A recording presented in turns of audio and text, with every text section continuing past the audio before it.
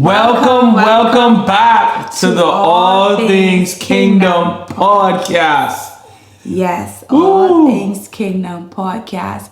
And we're going to dive right in. No wasting time. We don't have time, no waste. So we're going to dive right into this topic. His timing is best. Have you ever been in a place where you wanted God's timing, but in that moment, like you didn't even care about his timing, you just wanted it for you. You wanted him to come true for you. You wanted him to show up for you, not even caring how it may look, how it may seem, or who's affected around you. But you just wanted him to do what he needed to do in that moment because you ain't thinking about his will, but you're just thinking about my situation. Your situation right there and then. And you say, God, I need you to come true.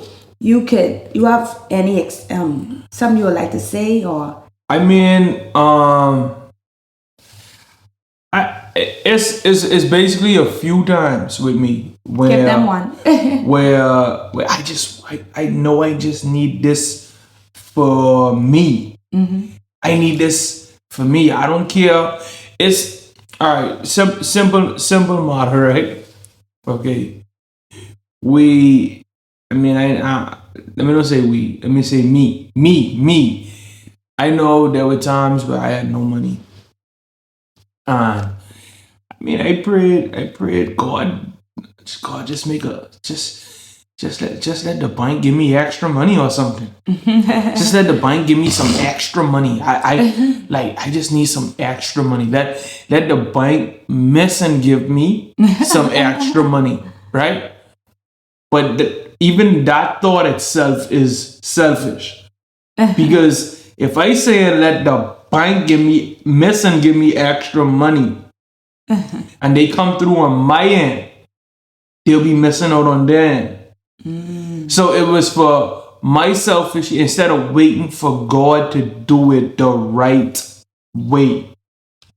And I think that plays a toll in a lot of us. Like, we want God to do it for us, only us, and we don't care about who it affects or how it looks, or I guess the backsplash of the whole thing. We don't care about the aftermath. As long as we got us, we good.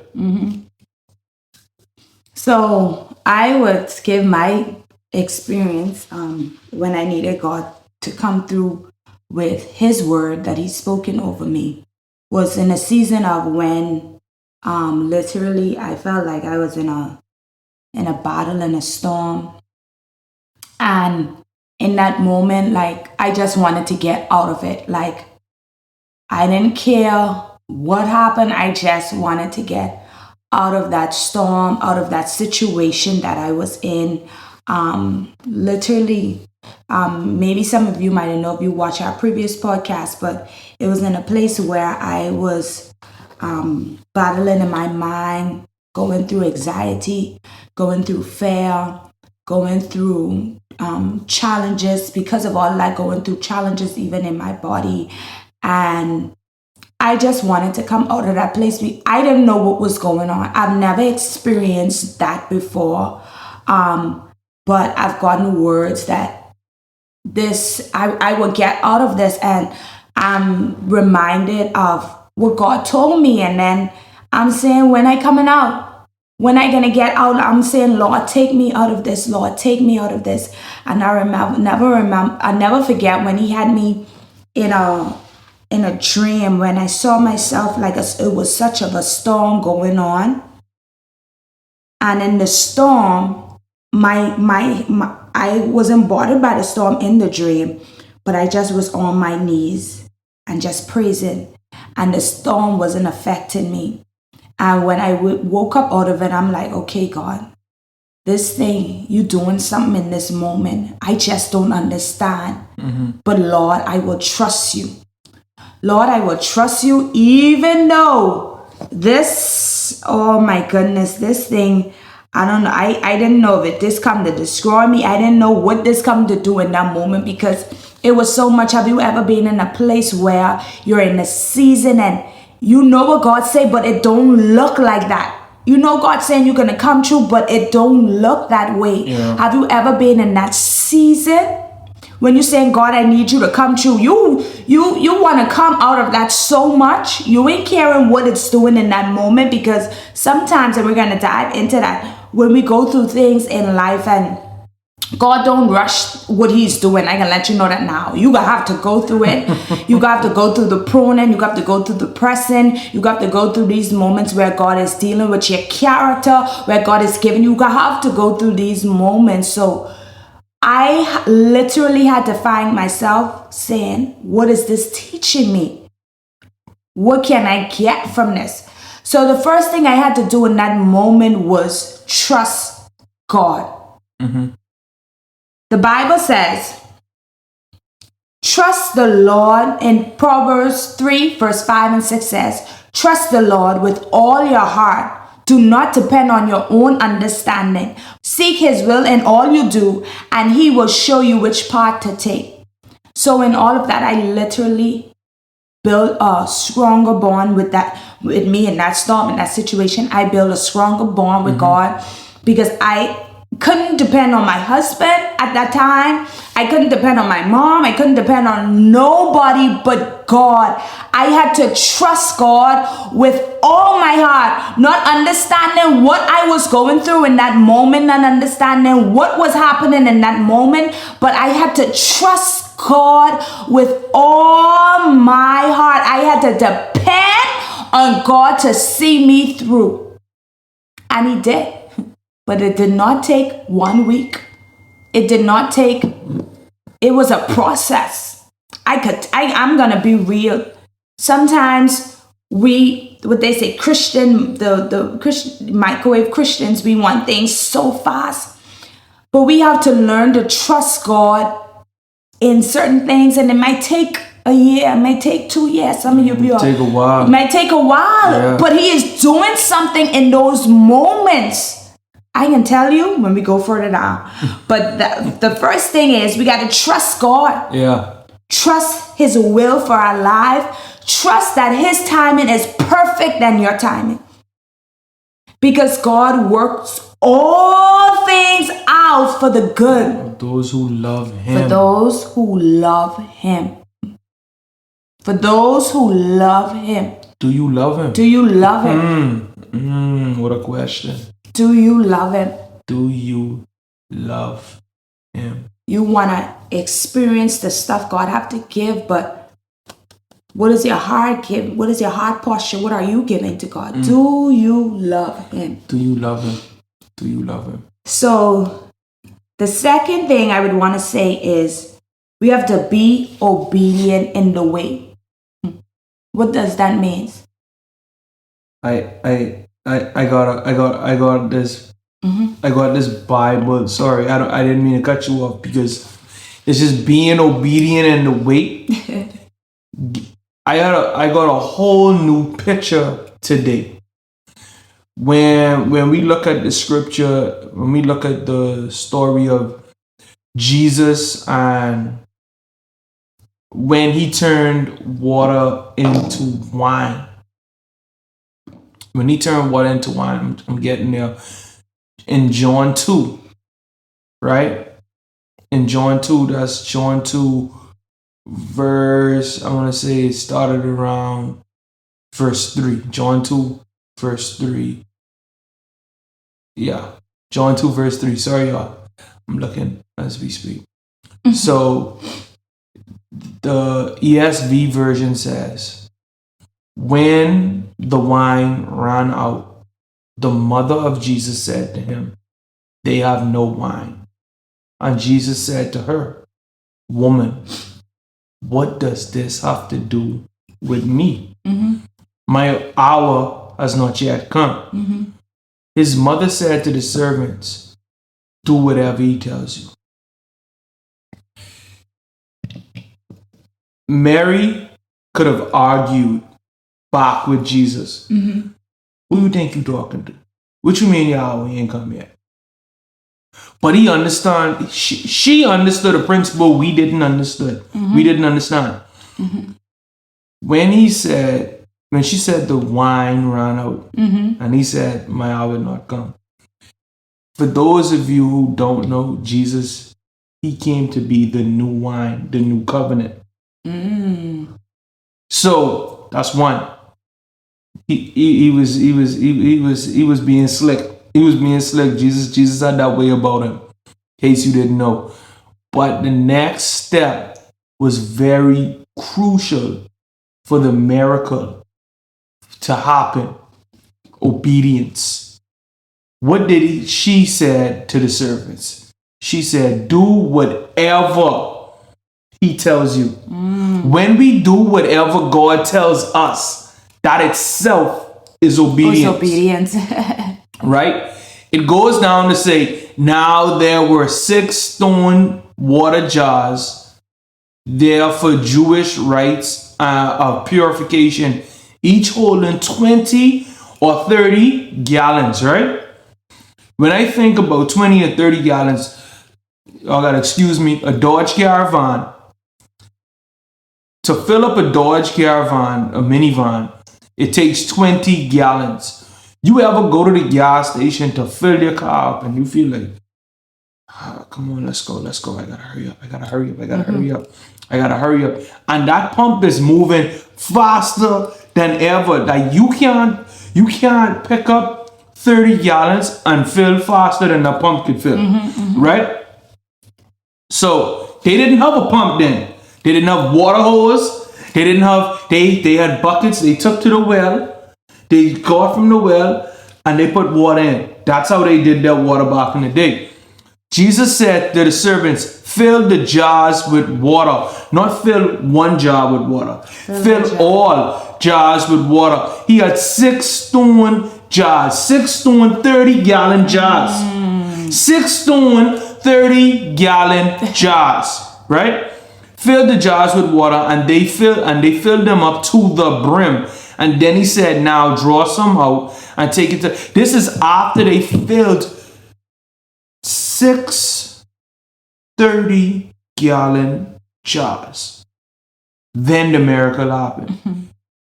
But they said the wine ran out. They were in need of wine right then and there. Right away. Wouldn't it make more sense for when I fill this bottle of water to send this one out and then fill the next one, then send that out, then fill the next? No. It wasn't about what made sense to them. It's what made sense to God. It was the obedience was required. The belief was required. The trusting was required. Yeah. All of this was required for the miracle. It is required for the timing. It is required for the next level. It is required. See, the obedience that the disciples had to say, boy, we really gonna take my mouth ain't mouthing right now, but all in all, they had a lot of gallons of water to fill up, because each one was I still trying to calculate it. I'm not gonna embarrass myself here. They still had to calculate to carry the water. 30 gallons for each jug, y'all. My God. To see that miracle. And it was a process for it. And when we tell that story, to say that magic happened. No, it was definitely... Miracles and magic are 2 different things. Magic is an illusion. Miracles come with sacrifice. Yeah. Obedience. Trust. Yeah. Ooh. Some of you are, even when he was saying that, like, I just started to think about, wow. I didn't even, think of that scripture like that, Like, I just heard, read so much on the miracle part, like, he turned water into wine, but what he did before that, you know what I mean? And she had to walk in obedience. So it's definitely a process. in this wait period is that's definitely a process when you're waiting for a miracle. Sometimes it's a process. God could do things right away where it turn around. He could. He can, but what? But see, when God give you this miracle, when God do this thing for you, He have to make sure He could trust you. He have to test you through it to make sure you could keep what He say He wants to release.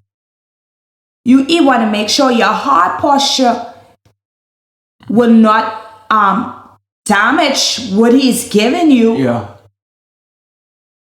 You want to make sure you could be able to receive this thing with full and know that it is Him that did it for you. So sometimes that calls for wait and waiting on His promise. But like He said, obedience is definitely necessary. And I just want to talk to the one that is in, God, you're waiting on God, and some God spoken to you, spoken about your family, spoken about your kids, spoken about your future kids, spoken about the ministry, spoken about your business, get prophecy. Maybe God spoke to you Himself so much times, and you're figuring out, when are you going to come through?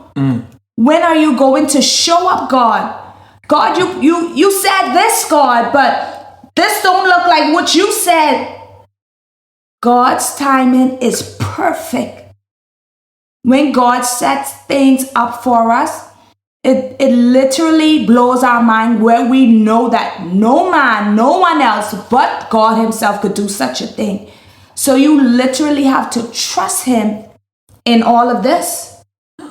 You have to trust Him. And I wanted to say this, I got knocked off. I wanted to say this, even as you're waiting, don't be frustrated. Continue to do what He tells you to do. Continue to walk in obedience. When I was in a storm, He told me my breakthrough is coming through worship and prayer. Staying in Him, staying on my knees.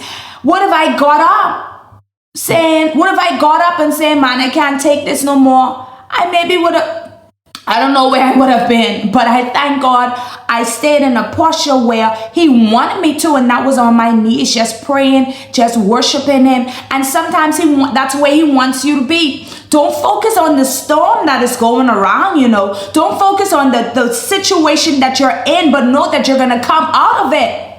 Know that God is going to see you through it, but in these moments, God wants you to be built through it. So you have to trust Him, you have to walk in obedience, and you have to continue to seek the Lord. Seek the Lord for strength, seek the Lord in His presence. Psalms 105 says, seek the Lord and His strength, seek His presence continually. Don't just seek Him for what you want and that's it. Seek Him continually. As you wait, seek Him. As you trust Him to do what He said He will do, because He is not a man that He should lie. Seek Him. Seeking Him is going to bring you closer to Him, and seeking Him is going to really keep you from the thoughts that are trying to even mess in your mind, because with you in His presence, you're going to hear His voice. I told my husband, I said, it feel like my thoughts louder. And so I don't know who's this for. Like, your thoughts sometimes be louder than what God is saying, because what is going on around you. I say, God, silence the voice in my mind. That I will hear you, Lord. In this moment, as I'm waiting for you to come through, silence the voice in my mind. And the only way He's going to silence that is you're going to have to stay in His presence. You're going to have to stay seeking Him and in His word. Because His word gives guidance, direction, clarity. His word leads you. But if you're not in His word, if you're not seeking Him, if you're not in His presence, if you're not walking obedience, then you're going to have things that are going to come and mess with your thought patterns. You're going to have things that take you off course to what God is saying. Yeah. You ever been in a place where you wanted this so bad? You wanted this so bad. God, I don't know if I can keep being in my right mind. I don't know if I could stay here any longer. I need you to come through. But God is saying, trust His timing, because His timing is best. Abraham had to wait. Abraham and Sarah had to wait for the son that was promised. Moses had to wait before he could lead the people through. How much time he went to Pharaoh, and Pharaoh didn't want to give up the people, but God keeps sending them because God already saw the future. God already know what was coming because he is Alpha and Omega. He know the beginning and the end. But Moses had to go through a process. Yeah. We have to go through a process, and we have to trust the process. It's not easy walking the Christian life. It's not easy. You will have stuff that you will have to go through. But it's his word and him that keeps us through it all. We have to learn to trust on Jesus. We have to learn to trust on God because he keeps us through it all. That's all right. I understood the assignment there. I just want to go back on trusting, not just trusting, but seeking him, right? Because you said you had a time where he told you it's gonna come through prayer. It's gonna come through seeking him, right? Some people, it's hard to continue on that path of or to keep the same posture because you feel like he said he actually said that's the way I fight back. That's the way to fight back, right? So watch this. I was there for your fight. I wasn't in your fight because I couldn't help it, but I was there. So I saw where you would pray. I saw where you would worship. You would talk to him and but it didn't happen right away. It did not. Right? So what leads me to bring up this point is you have people who hear what God say and expect it to happen right away. Yeah. And because it don't happen right away, they mad. They not just mad, but they kind of lose the trust and they don't think they lose hope. I don't want to say trust. They lose hope. And they end up moving out of the posture he's asked them to stay in. To stay in, yeah. So the end goal, they miss. Yeah. They miss the breakthrough that he wanted to do in them, the breakthrough that he wanted for them. And even when you say, and you might want to figure out why you're still going through it because it's a cycle. When he wanted to give the breakthrough, you wasn't ready, so we have to now come back again. So now you feel like you're in a cycle. You're in a cycle because you did not walk in obedience. You did not wait on his manifestation of his word. You could finish that. And even that point is bringing it into the next point here is us surrendering to the will. We have to surrender our will, and we spoke about this last week, getting ourselves out of the way. That is literally surrendering our will to his, like giving it up for him. When we learn to surrender our own will and replace our will with his will, we would be able to stay in posture. Yeah. Stay there. Stay right there in our pocket, right there. We asked us to be. And we will be able to see the manifestation and the fulfillment of his timing. Yeah. Yeah. Too many of us, like you said earlier, want God to do it on his time and our time. Your time need to be my time. But God is saying, oh man, I'm getting what me and you spoke on last night. God is saying, certain things I have slowed down so you could get it. Certain things I have slowed down so you could catch it. Anything that you're learning, we slow it down to learn. Yeah. Before we could do it at a fast pace, we slow it down to learn. When I was sitting there with Nene doing math problems yesterday, I said, wait, listen, this is how you do it right here. Slow it down, so she can learn. Yeah. You have to slow it down. So like 9 times out of 10, when God slows it down, slows the pace from going fast to just going, and you feel like you ain't getting nowhere. Like, boy, this season lasting longer than it's supposed to last. What haven't you learned yet? What haven't you learned yet?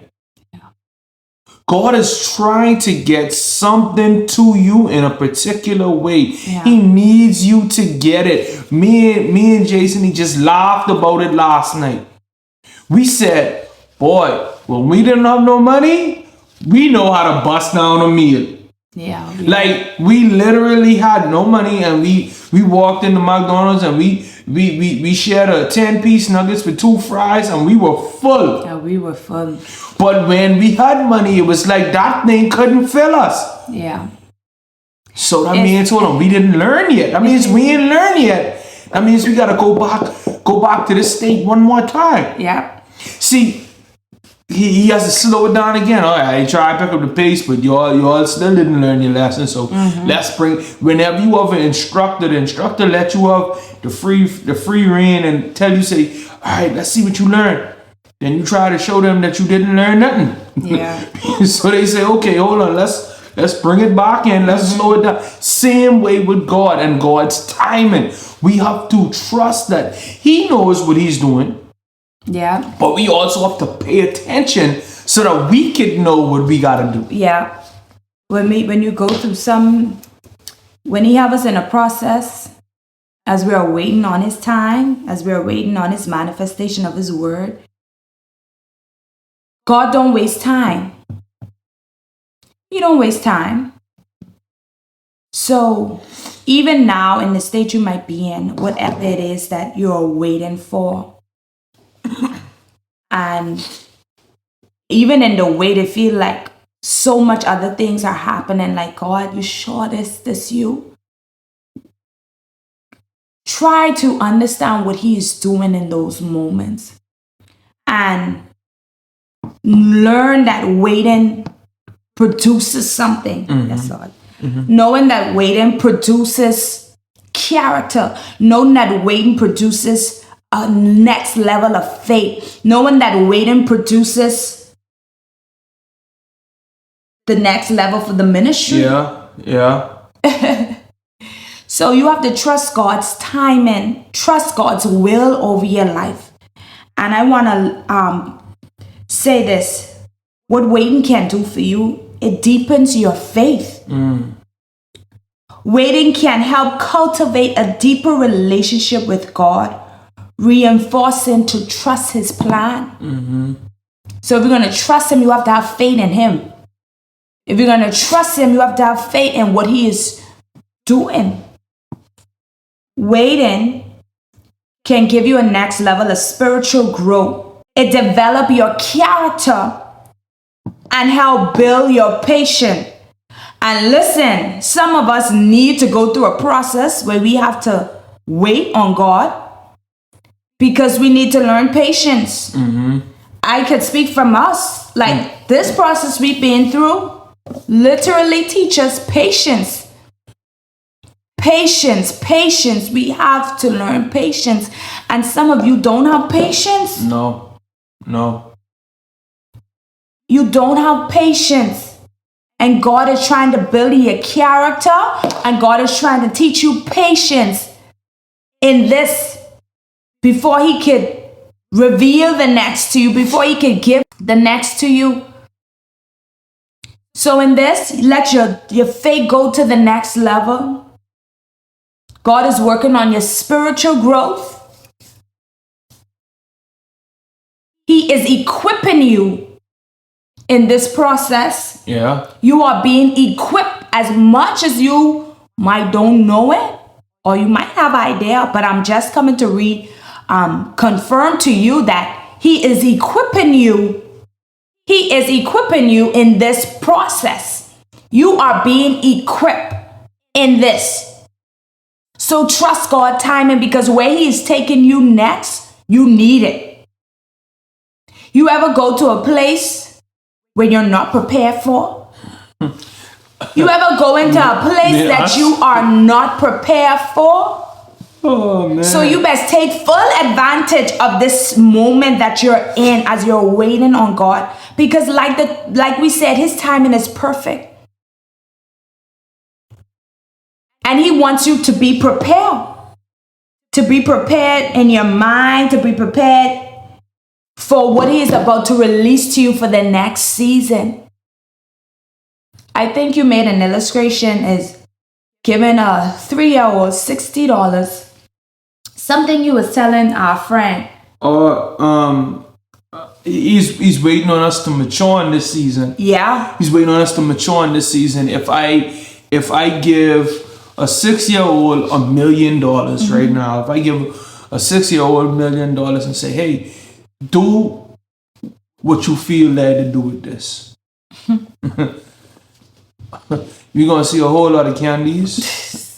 You're gonna see money loss. You're gonna see a whole lot of slime. You're gonna see money loss. Yeah. Like, oh, I don't even know where that $100,000 went. We're gonna see that, but it's gonna look a whole lot different if I give that $1 million to an adult, someone who's more mature, who knows the first thing to do is give me the 10% off the top. Who knows to sow into someone, bless others. Yeah. It's gonna look a whole lot different. It's gonna look kingdom. It's gonna look kingdom when you're matured. I can trust you now that you're matured, but when you're not, and that's what God is doing in this moment. Yes, he's preparing us. What you waiting on? And I'm gonna be honest. I'm gonna be honest. If he gave me the $1 million last year, it's some stuff that I wouldn't have done.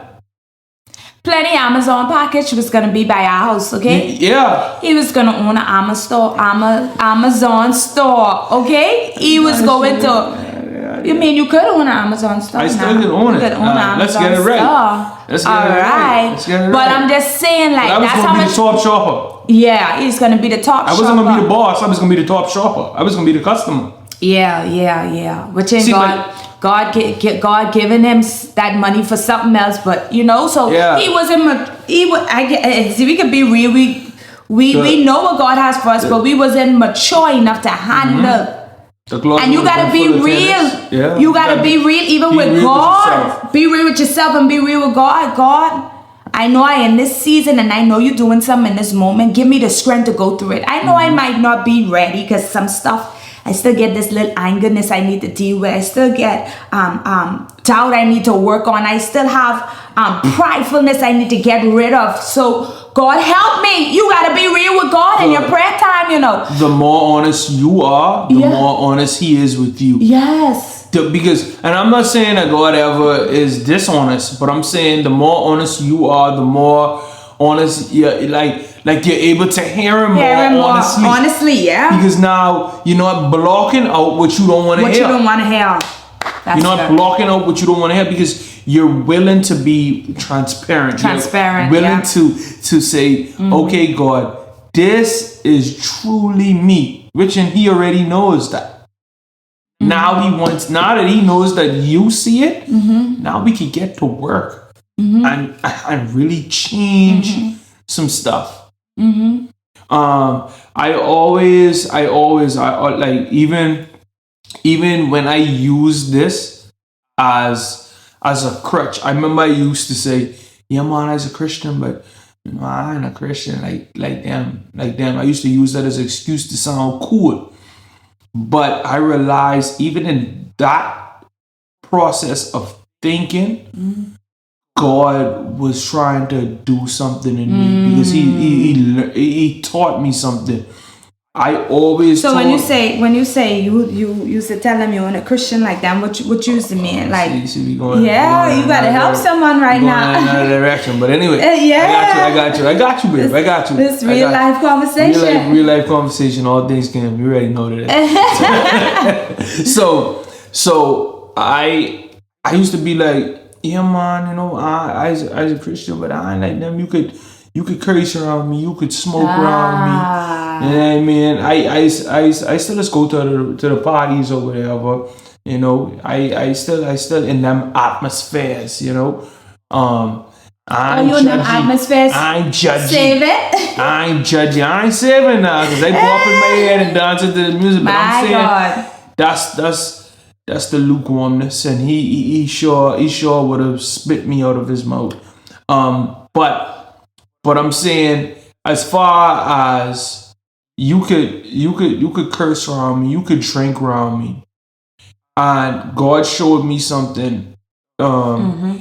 He was giving me partially the mindset I had.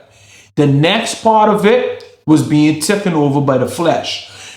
The part that he was giving me is I'm allowing you to allow them to curse and smoke around you so that you can really see what's in them so that you can change that. Because if someone comes to you, especially, you know, at that age, I'm not. How old you was at that time? I'm like 17, 18. How long you was saved? Very long. But how long I was saved for real, like when I really took it serious? No, when you got saved and then, you know, all this backsliding, because most of us backsliding maybe come back. But when you really like give your life to God. When I really gave my life to God, I want to say 10, between the age of 10 and 12. If it's very loopy around. So you go on in and come out. You go on in and come out. So when you really going in, why are you feeling this right now? Why the convict? It's a lot of judgment over here. It's not a lot of judgment. I just joking. But no, but I want to say, like, if someone's hiding something from you, yeah, how could we deal with this? Yeah. How could I confront this thing? Yeah. If I think you're a Christian, but you hiding something, and I cannot correct that with you. If let's take it to modern time. If your husband is cheating on you or your wife is cheating on you, you don't know. So you think everything is good. You don't know. Then one day they pop up with a divorce. And you're like, what? Our life was going so good. You just was so blinded to one side, but you never got to know the next side. So like God really was opening up my eye to say, yeah, right. Those right there, those same people who you call friends right here, I need you to be a testament to them. I need you to minister to them. And instead of ministering, I wouldn't say I indulged. I wasn't a drinker, I wasn't a smoker, but I became a safe place for them and their sin. What I did learn about even some of your friends that were around you, like some of the people, because you draw a lot of young boys around you, and most of them wasn't safe. But what I did learn and realize that when you started to not hide your light, like when I mean like when you really like say, I'm not ashamed of the gospel. I'm not going to hide this thing. I'm gonna really be the light. And with you being the light amongst them, you know what I noticed they started to do? If someone say a cuss word around you, I know a friend, but I wouldn't call his name. He say, oh, sorry, brethren, sorry. Like, they wouldn't cuss around him. If some was smoking, they would go the next way and then come back. I'm talking about the unsaved. They would go and then come back. Like, they started to respect you that much because the lifestyle you live in, it literally started to show. And that's what God was calling me to. But I was so busy trying to definitely is an evangelist, yo. Yeah, but I was so busy trying to be cool. Be cool, yeah. Like, okay, God, but you would this my group. This who I relate to. So I guess I could just let them do that. You know? Yeah. Because I knew what the calling was, but I just didn't have the courage. Yeah, the courage. I lacked the courage. And some of us. And when I got the courage is when you started to see the shift. Because even I remember with you was like, what? They was your friends? Like, you know them? That's the kind of boys you hung up with, but why you so different? Yeah, he was different, but God had purpose. It was purpose in those relationships. But you gotta make sure because that's the type of God we serve. Like he left the 99 and turned back for the one. Yeah. He care about those boys that drink. He care about those boys that smoking because there is purpose in them. There's definitely purpose. The one that cuss, he started to go to church and stuff, and like there was purpose. I don't know if he's still at school, but there was purpose in him. I could see it. I was like, something special, and there is still purpose. There's still purpose. So even with us Christians, God will have us around certain people, certain environments for us to change, but not for them to change us. Not for them to change us. We go and change the world, not the world coming to change us. And that's where we mess up as Christian people. We let the world change us. The way we talk, our standards, how we dress. And the things we do. I know. We go to bring the change. We are the lights. And we expose the darkness when we walk in. That's what happened when you walk in as the light. You start to see who they really are. You see their true colors. Yeah. I know. Sorry, I know this different. No, I about to tell you. I know. And God's timing is perfect for them too as well. You may be thinking that this is different from what we were talking about, but some of you out there, God literally has you in a time of waiting, so you can get that part right there. That part that I struggled with. That part where the courage part, right? The part, right? Because he can't catapult you into the new season of ministry when those around you don't even understand or see or look at you as a Christian. Nothing on you saying you're a Christian. Nothing about you. Nothing about you. They can't. If the ones who are close can't see a light, how do you expect them from far away to even see a glare? My God. Wow.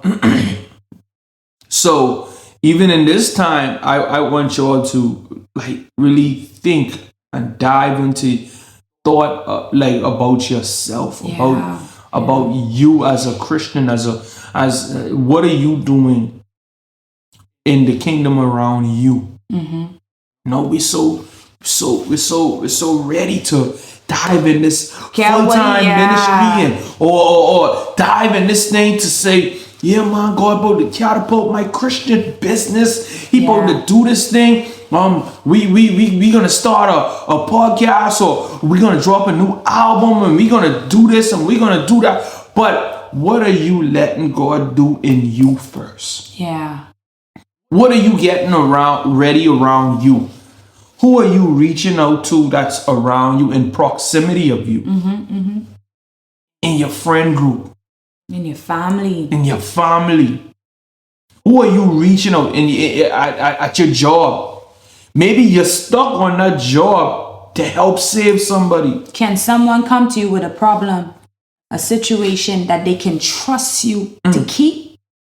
Can someone come to you when they say, hey, I need prayer, and to know that you could pray for them right on the spot? Can someone come to you and say, I don't even have a ride home, and you have a nice car and you could be able to drop them home? Can someone come to you and say, I don't even have no grocery in my cupboards, and you have the funds, your cupboards are full? Can they come to you and you be a blessing to them? Would you even buy them a spaghetti? Would you even buy them lunch? Oh man, come on. We are the light. We are the one that's supposed to show the love. God wants us to love our neighbors just as much as we love ourselves. God wants us to be like how Christ did, denying ourselves for others.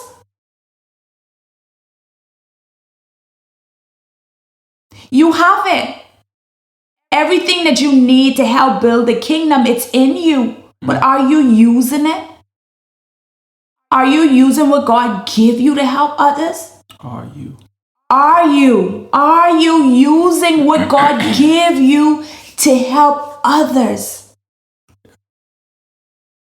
Are you spreading the gospel on your job? Are you spreading the gospel in your college? Are you spreading the gospel with your neighbors? Are you spreading the gospel of Jesus Christ? Or are you spreading people gossip? It's time to build the kingdom of God. It's time to stand firm on Christ, the solid rock. It's time to be rooted deeply in the ground for God. This is not the time to play around with him and his word. You saying you live in this, you telling people you are a Christian, but you living totally different from what you are proclaiming. We must be set apart. We must stand out from the world. When people see you, oh boy, that's a real woman of God. That's a real man of God. Yeah, that's not by the necktie and the suit you wear, but by the lifestyle you live. So even in this moment, you're waiting on God to come true. He's working on you, and you need this. You need this time that you're in. He is building you. When you feel, oh boy, I good, you're not good. God sees all things. He sees those hidden things you try to hide from others, but God sees it already. And he's working on all of that.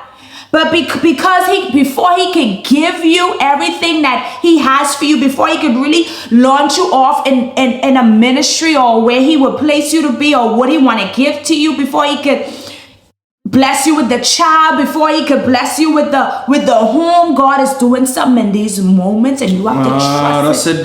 That's it right there. We ask. But God is searching inside and saying, you're not ready. You're not ready. You're not ready. What are you doing in this time here? What are you doing? Trusting God's time is important. Yeah. But it's also important. What are you doing in this time? Right here. This time. And your waiting time. What are you doing? This preparation time. What are you doing? What are you doing? I know you heard us say before that breakthrough is around the corner. And breakthrough is right there. I know you heard us say it. We are in a new season. Because we are in a new season. But you can't get out of one season unless you learn something. Because you'll be back there. Even if you cross over into the new. Open up your eyes. Look around. See what it is God needs you to learn. See what it is that he slowed down. What area in your life slowed down?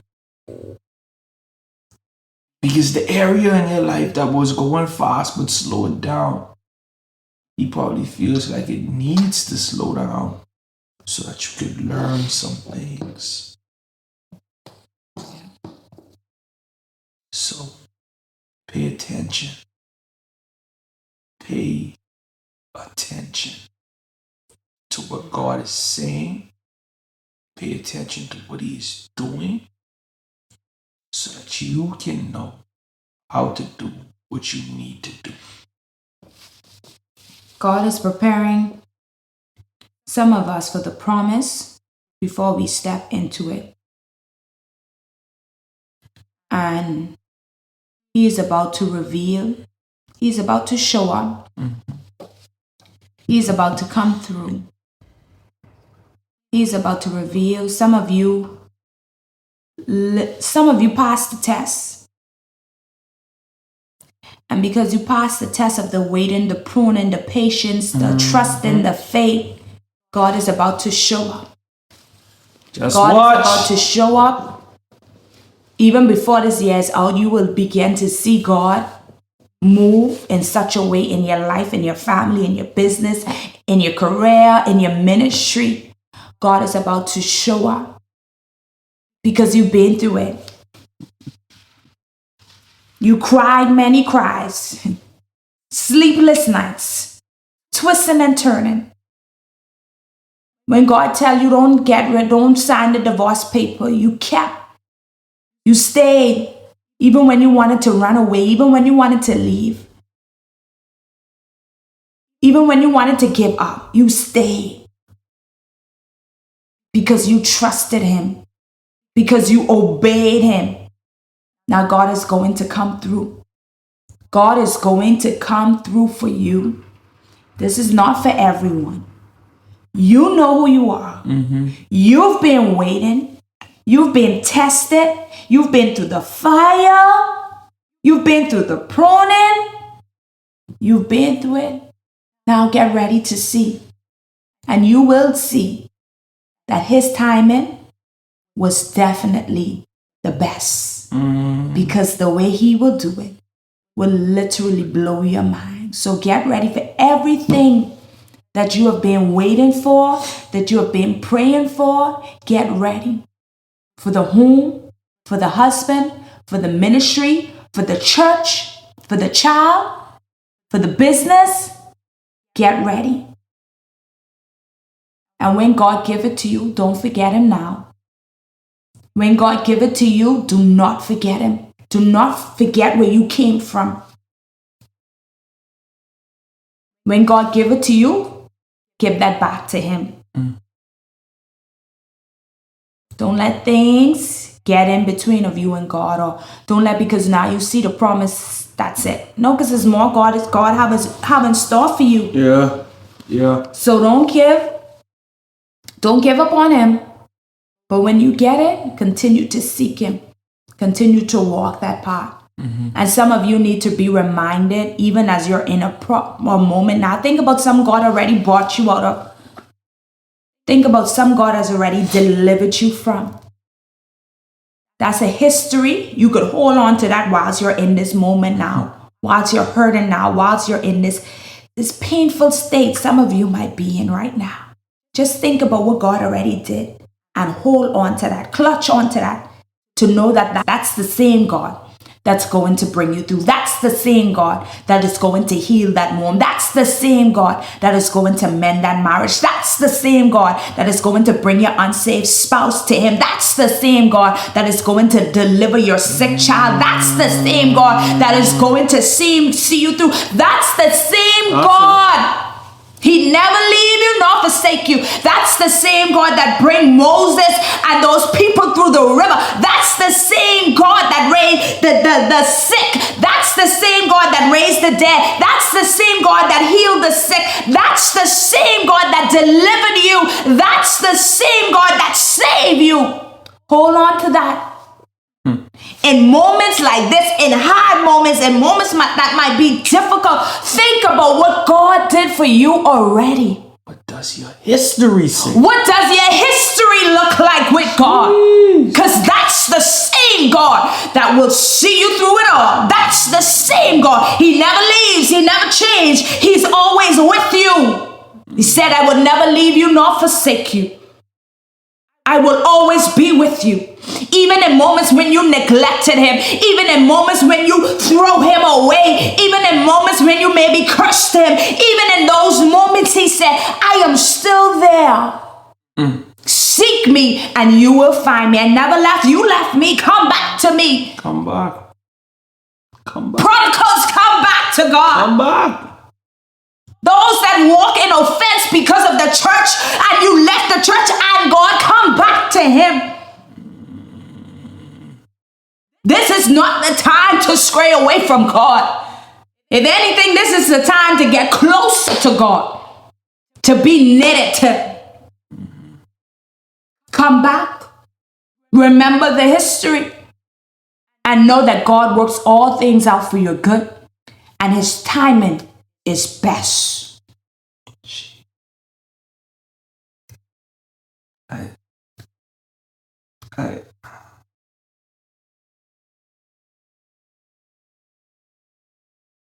He is going to see you through. He is going to see you through. Because some people are going through some difficult times where they're just ready to give up on God. God is going to see you through. Trust him. Keep the faith. Stay in his word. Stay in his presence. Find the church. Find the church. There is a church for you. Find the church. Get into the ark of safety, y'all. Get into the ark of safety. No time to play around with the gospel. No time to play around. No time. This is the time to be rooted in God. God is preparing us for something. And we came to remind you that this place that you're in is only temporary. You're not there for long. You're going to come out. His timing is best, though. So trust him. I have nothing else. That's it. I just want to say thank you all so much for joining us on another episode of All Things Kingdom Podcast. We appreciate y'all so much. And I want to encourage you to trust God's timing. Like, for real. Like, trust his timing. Also, look around. See what he's teaching you in this time. See what you can get. See what you can learn. Seek him diligently. We again, I just want to say thank you. Thank you. For logging on. Thank you. Thank you for tuning in. Thank you. We appreciate y'all. For those that watch us every week, thank you for your time. Thank you for the encouragement. Thank you. We thank you. And we pray that this episode is truly a blessing. Yes. To you, to your family, to your friends, to your community, and to the kingdom of God. So we're going to see y'all next week. And for sure, we going to dive into some things. Love y'all. All things kingdom.